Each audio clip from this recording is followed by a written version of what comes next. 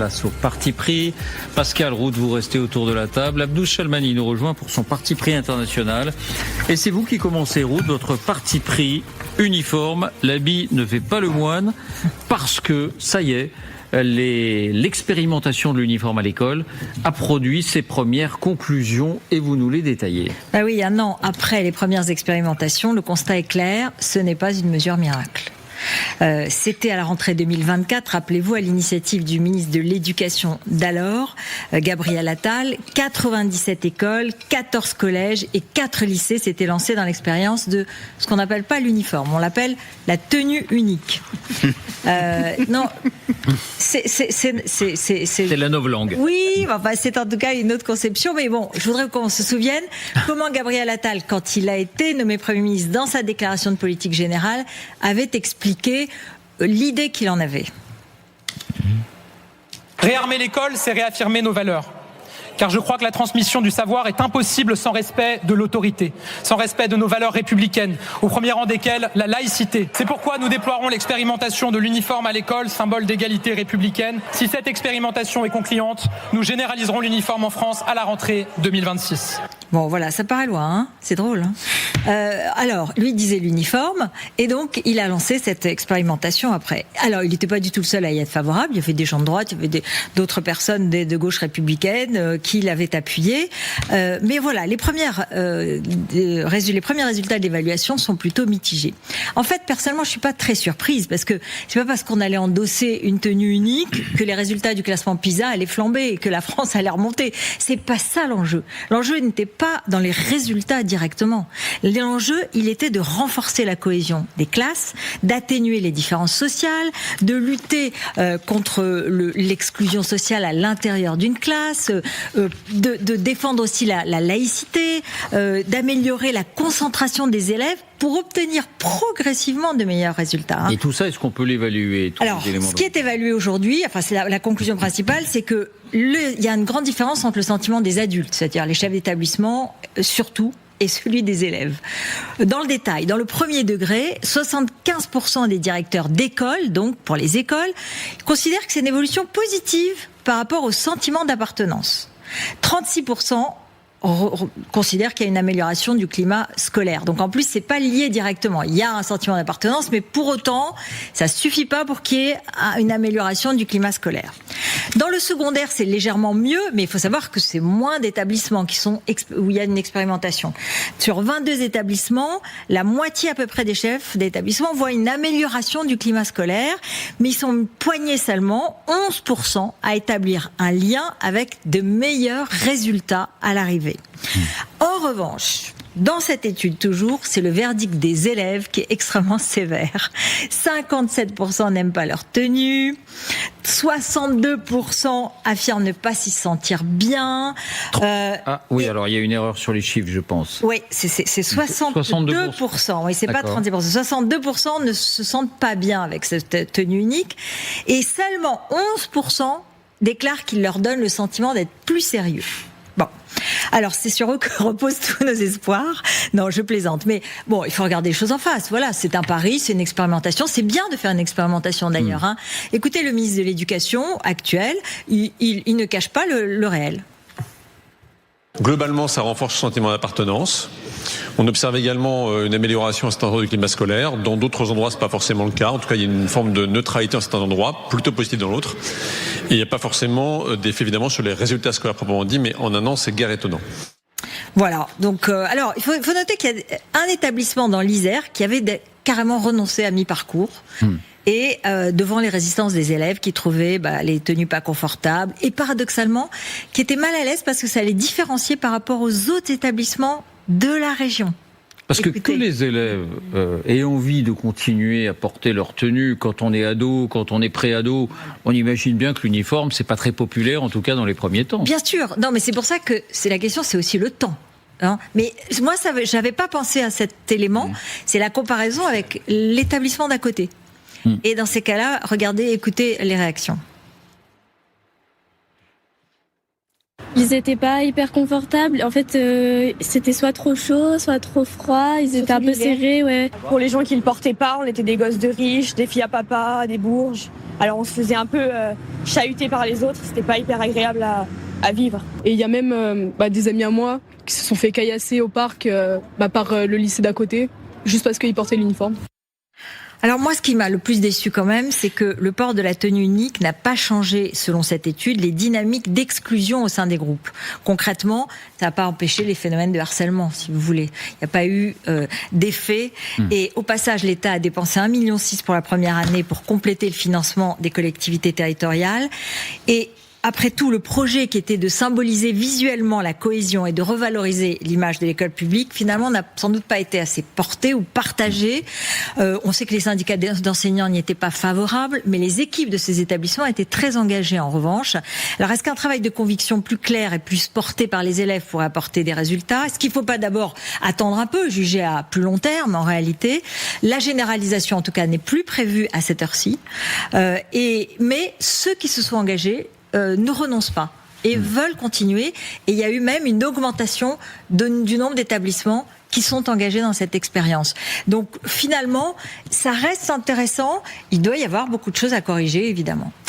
Alors moi, parce que vous savez, cette idée, moi je suis pour que chacun affirme sa singularité. Vous le voyez en Grande-Bretagne ou aux États-Unis, où vous avez, rien qu'aux États-Unis, c'est encore plus intéressant parce que chaque école a son emblème et ses couleurs. Et en Grande-Bretagne, c'est intéressant, les élèves arrivent avec cette tenue obligatoire, mais chacun rajoute sa petite touche. Avec la manière de porter la cravate, de la dénouer plus ou moins.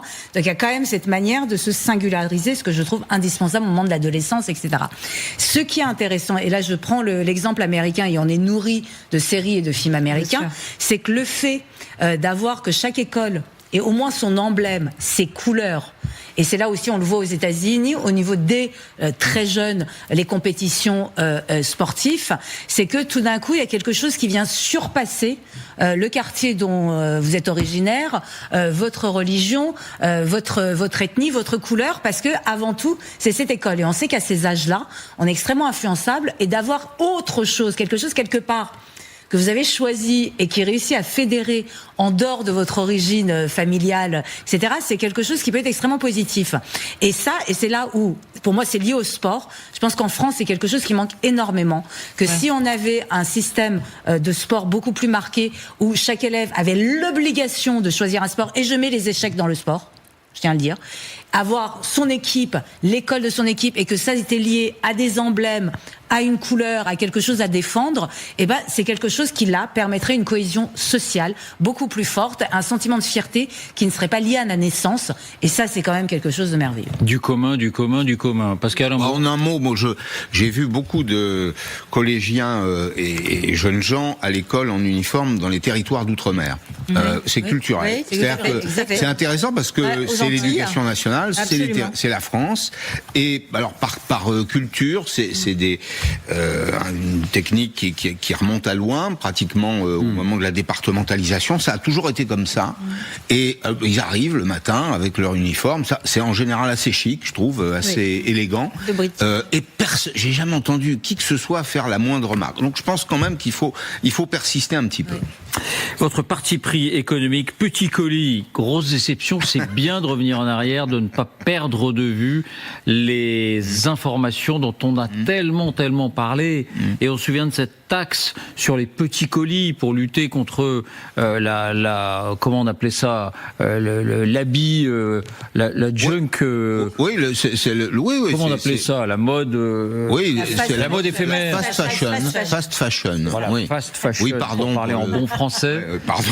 Et donc il y a eu cette taxe, et à l'arrivée, elle a presque rien rapporté. Alors pour le moment, c'est la taxe.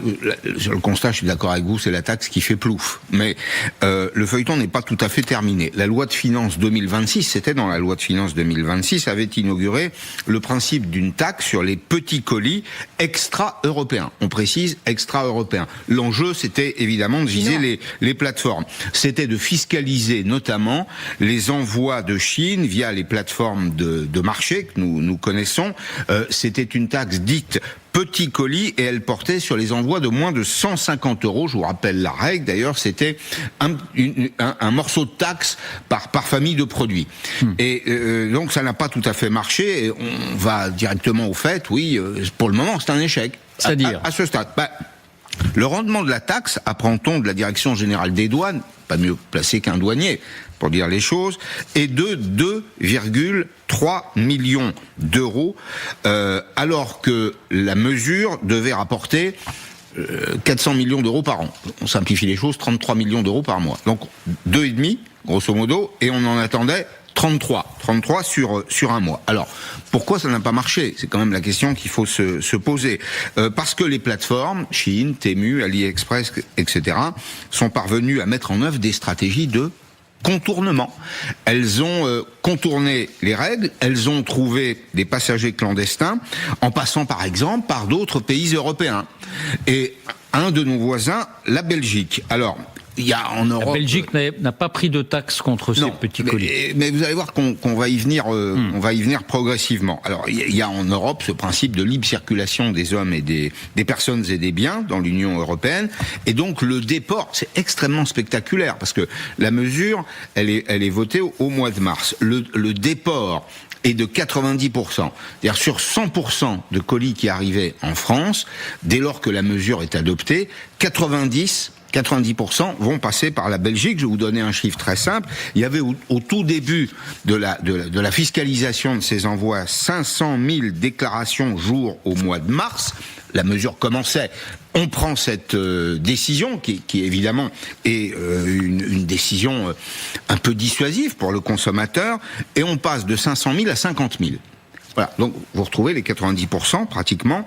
Le temps que les plateformes se réorganisent, donc, nous étions face à un mur. Alors, pas de taxe donc, puisque les envois viennent d'un pays européen. Les Chinois d'ailleurs ont fait exactement la même chose s'agissant des États-Unis. Vous savez que le président Trump a pris des dispositifs, des droits de douane notamment, qui s'appliquaient aux importations qui venaient de Chine, qu'ont fait les Chinois. Enfin, ils ont fait la même chose que ce qui s'est produit en Europe. Ils sont passés par la Thaïlande, par le Mexique. Ils ont créé des ateliers de dégroupage ou des usines de dégroupage dans ces pays proches. Et puis ils ont continué de vendre leur production aux États-Unis. Le volume de production de produits chinois aux États-Unis n'a pas baissé. Et en France, j'imagine que c'est strictement la même chose. Alors, habile tour de passe-passe, mais qui montre aussi l'agilité des Chinois. Au passage, je pense qu'il faut quand même s'interroger sur le principe de la construction européenne, qui est là, en substance, plutôt une forme de déconstruction. Alors, trahi par la Belgique, qui est un pays ouvert aux 4 vents, c'est vrai, je voudrais quand même en dire un mot. La Belgique qui ne veut pas saisir les avoirs des oligarques russes, parce qu'elle va se fâcher, qui en l'espèce laisse passer les productions chinoises, alors que son voisin cherche à les fiscaliser. Pour autant, ne nous décourageons pas. Nous avons perdu une bataille, mais nous n'avons pas perdu la guerre. À partir du mois de juillet, l'Europe va mettre en œuvre un dispositif, une taxe de 3 € par colis et par type de produit venant de l'extérieur des frontières de l'Union européenne. C'est un dispositif anti-prédation qui sera alors complet. Le gouvernement français, et quand le gouvernement français fait bien les choses, il faut le dire aussi, le gouvernement français a beaucoup poussé pour cette mesure. Il a même poussé pour une autre mesure qui est d'y ajouter des frais de gestion.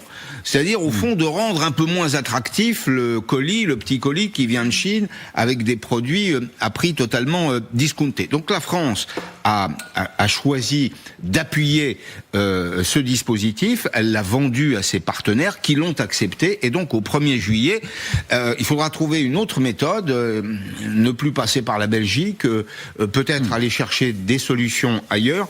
Mais je crois qu'on doit aussi, dans cette affaire, en appeler à la responsabilité des consommateurs.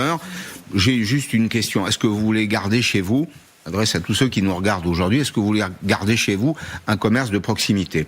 Est-ce que ça vous plaît d'aller faire les boutiques ? Moi, j'aime bien plutôt aller faire les boutiques. Est-ce que vous voulez qu'il y ait toujours des boutiques au coin de la rue ? Le contact humain, cette étrange chose. Une désertification. Exactement. La consommation un peu compulsionnelle qui est associée à ces plateformes. Compulsive, oui. Moi, je dis compulsionnelle parce qu'il y a un capitalisme compulsionnel C'est un type de capitalisme, et là, c'est un comportement qu'il est, de mon point de vue. Il est compulsif et compulsionnel, si vous le voulez bien, et il tue notre société et notre économie à petit feu. Pardon, monsieur Perry. Non, pas de quoi, docteur.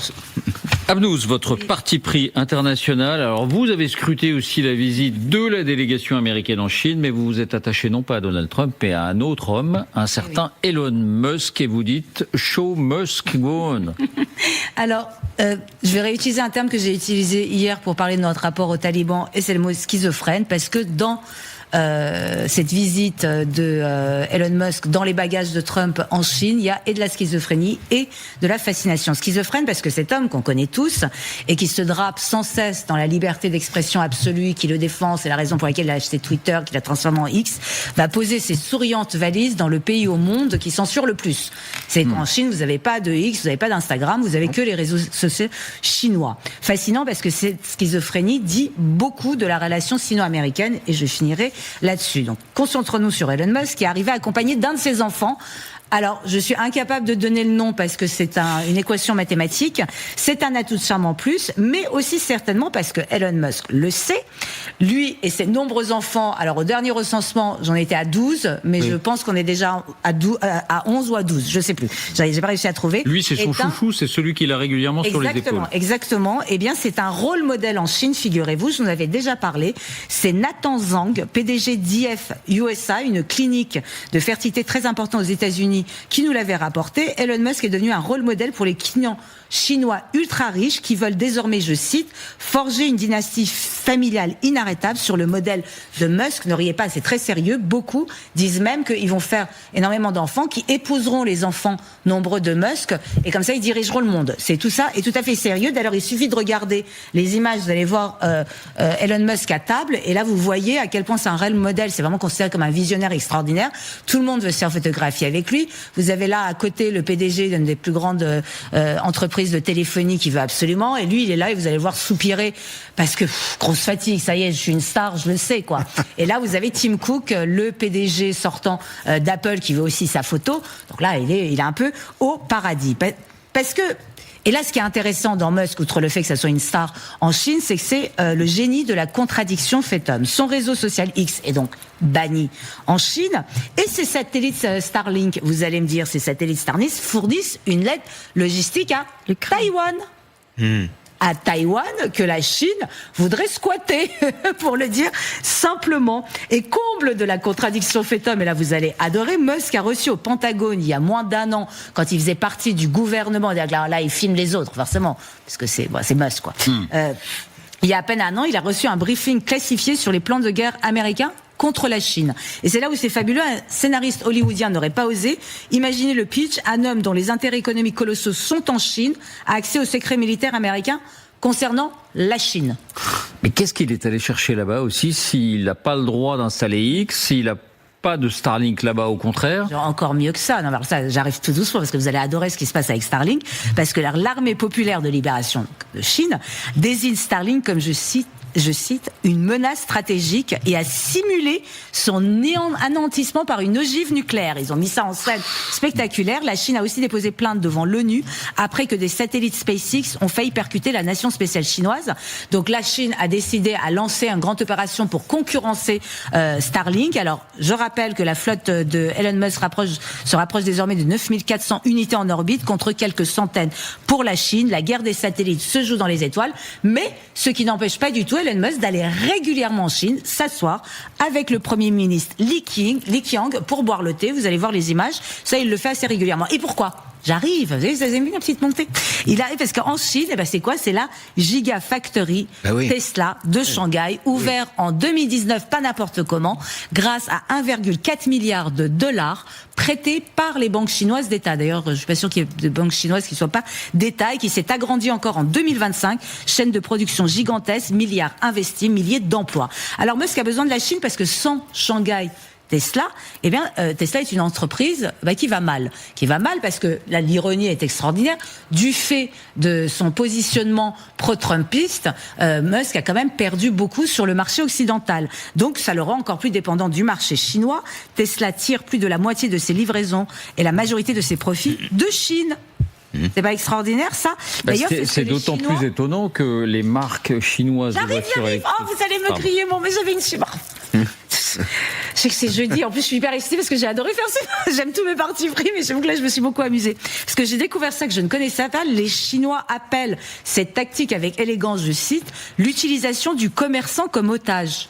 Le milliardaire visionnaire, champion proclamé de la liberté, le premier à se plier à cette logique. C'est-à-dire, comme il a 100 Tesla, la Chine pourrait dire, on coupe les trucs, on va te retirer tes brevets, on va faire une campagne de diffamation contre toi, il n'y a plus rien. Donc, il est donc utilisation du commerçant comme otage. Et pourquoi la Chine a besoin de Tesla? Vous allez me dire, attendez, facile. Alors pourquoi? Enfin, il y a BYD, il y en a beaucoup d'autres. Ouais, et parce que c'est une vitrine de son ouverture. Il a besoin de Musk comme preuve que le capital américain peut coexister avec le parti, que l'argent n'a pas plus d'odeur que d'idéologie, et que même les libertariens les plus iconoclastes finissent par plier le genou. En résumé, la Chine tient Tesla et Tesla tient Musk. Et là, effectivement, BYD a détrôné Tesla en 2024 pour devenir le premier fabricant de voitures électriques au monde. Et on n'a pas eu droit à voir les images, mais en 2013, quand dans une interview on a posé la question à Elon Musk de BYD, est-ce que vous en avez peur? Il a éclaté de rire en disant que mais c'était impossible que BYD ou qui que ce soit arrive à dépasser Tesla. Ouais. Disons que pour rester poli, la Chine lui a rendu son sourire. Alors j'ai trouvé une expression, ça m'est venu comme ça, pour définir la relation entre Musk et la Chine, c'est ni avec toi ni sans toi, et ça fait référence à un dialogue récurrent dans les films de François Truffaut que nous aimons tous. Ce qui se joue entre Musk et Pékin, c'est un bras de fer entre deux acteurs qui ont chacun une main dans la poche de l'autre, et chacun sait qu'en le retirant trop brutalement, ça coûterait beaucoup plus cher que le sourire. Ni avec toi, ni sans toi, c'est aussi la formule la plus honnête pour décrire la relation sino-américaine, deux puissances qui se détestent, qui se menacent, qui se sanctionnent, mais qui ne peuvent pas se passer l'une de l'autre, deux systèmes incompatibles, condamnés à l'interdépendance. Je croirais presque dans un film de Truffaut, moins la beauté de Fanny Ardant et de Catherine Deneuve, bien entendu. Voilà pourquoi le piège de Thucydide ne se refermera jamais. Sans doute. Exactement.